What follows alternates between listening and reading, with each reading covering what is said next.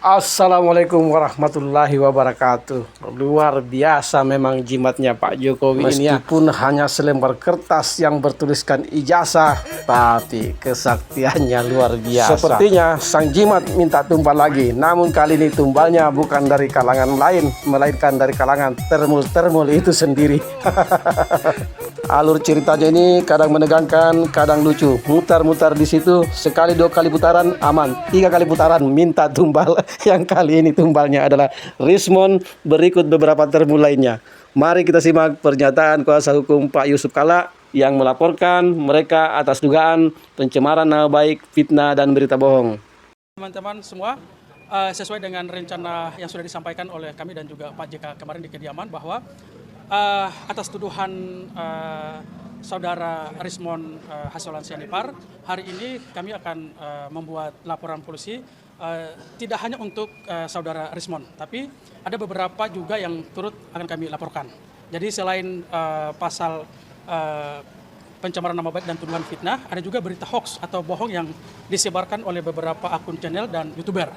Sehingga ini satu rangkaian yang harus kita lihat, karena setelah pernyataan Rismond itu disambut juga ya, kita harus bisa mendudukan kasus ini bahwa setelah Rismond bertemu dengan Pak Jokowi dan selanjutnya dia mengajukan RJ atas status dia sebagai tersangka di Polda.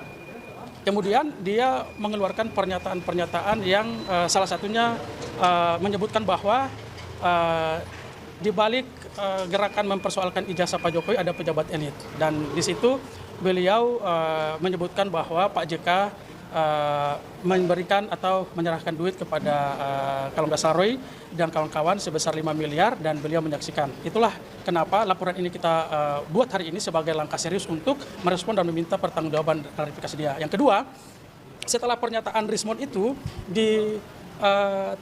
disambut oleh YouTuber yang menurut kami setelah kami analisa ini masih terafiliasi dengan Solo. Ya, masih terafiliasi dengan Solo, maka termul semua yang akan diseret ini. Ceboker Nusantara. YouTuber Nusantara, misalnya Solo maksudnya? Misalnya YouTubernya ini pemilik YouTuber Ruang Konsensus, Budius S. Piliang, menghadirkan Mardiansa Semar, Ketua Rampai Nusantara. Mardiansa Semar, salah satu termul paling militannya Jokowi dan dikenal sering tidak menggunakan nalarnya dalam bernarasi.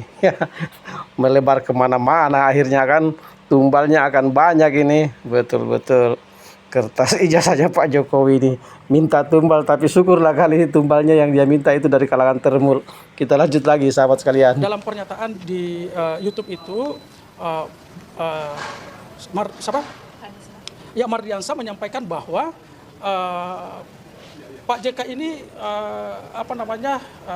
sudah tidak lagi punya kapasitas, masih punya insting berkuasa yang tidak rasional. Ya, ada kalimat yang menuduh Pak JK pecundang gitulah ya kalau kita tarik, sehingga gerakan beliau itu mengarah kepada inkonstitusional. Ini kan berita hoax, berita bohong yang perlu juga diuji. Itu satu. Yang kedua, turut juga kami akan melaporkan di berita bohong itu pemilik YouTube channel Musik Ciamis ini yang turut menyebarkan statement atau pernyataan yang kami duga dibuat oleh Rismond. Selain itu juga ada channel Mosato TV, pemiliknya Laurentius Irjanbu. Dalam channel itu dia menulis bahwa JK diseret pidana provokasi, pertanyaannya makar gitu. Ini ada kalimat dia yang sangat fatal menurut kami, karena ada pernyataan indikasi kemunafikan. Puji Prabowo tapi mau makar. Ini kan pertanyaan yang sudah telak gitu. Oke. Ada berapa jadi yang dilaporkan Pak selain Rismond? Jadi selain Rismond ada sekitar 4. Jadi ada pemilik YouTube dan ada YouTuber dan narasumber. Kalau Rismond sendiri berarti pasalnya pencemaran nama baik sama UU ITE dan fitnah. Pencemaran nama baik itu di pasal 439 junto pasal 441 Undang-Undang Nomor 1 2023 KUHP yang baru. Terus kami juntukan juga dengan pasal 27A junto 45 di Undang-Undang ITE, itu pencemaran nama baik. Kalau di KUHP itu tuduhan fitnah. Terus masuk juga berita bohong. Jadi ancaman berita bohong itu barang siapa yang menyebarkan berita yang sudah dipastikan itu bohong dan mengakibatkan kegaduhan di publik. Dan hari ini kan terjadi kegaduhan. Sehingga Rismond juga masuk dalam kualifikasi unsur pasal berita hoax itu bersama dengan beberapa YouTuber dan pemilik channel. Jadi 4 laporan itu 4 pernyataan yang beda ya Pak ya? Ya, jadi ada Rismond sendiri yang pernyataan soal pejabat elit dalam hal ini Pak JK dibalik gerakan mempersoalkan ijazah Pak Jokowi, dan di satu sisi pihak-pihak yang mengglorifikasi, mengamplifikasi berita itu melewat YouTube dan dialog di media mereka. Rismond yang dimaksud itu yang Bapak dapat dari mana sih Pak? Karena Rismond sendiri mengaku itu kan hasil olahannya ya, jadi nggak merasa pernah ngomong soal itu. Iya, artinya kan ini juga perlu kita uji dulu, ya kan, sehingga karena ini kan persoalan trust ya, persoalan kredibilitas. Karena walaupun nanti itu EA, makanya perlu kita laporkan dulu kan, supaya nanti diuji apakah itu AI atau bukan. Karena akibat pernyataan dia itu menimbulkan rangkaian peristiwa yang lain. Sehingga bukan berdiri sendiri tuh pernyataan Rismond, tapi ada juga terlapor dengan pasal yang berbeda. Artinya dengan saat ini proses pembuatan seperti itu kan udah gampang ya dibuat saat ini. Iya. Kalau memang itu bukannya nanti malah justru Bapak melihat Rismond bagian dari korban itu sendiri.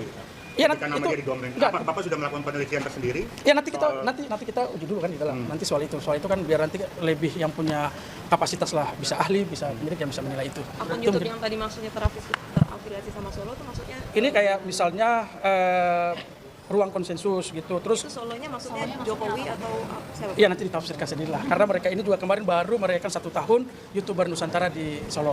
Di Solo itu di rumah Pak Jokowi maksudnya Pak? Iya, bisa ditafsirkan. Oke, siap. Terima kasih. Saya Mas Fandi ya.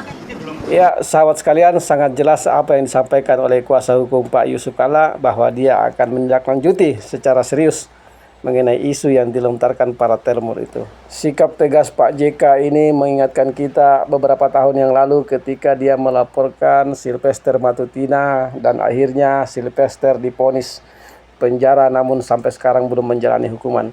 Artinya memang Pak JK ini tidak boleh dianggap remeh Pak. Jangan sekali-kali mencoba memfitnah dia karena dia akan langsung tindak lanjuti.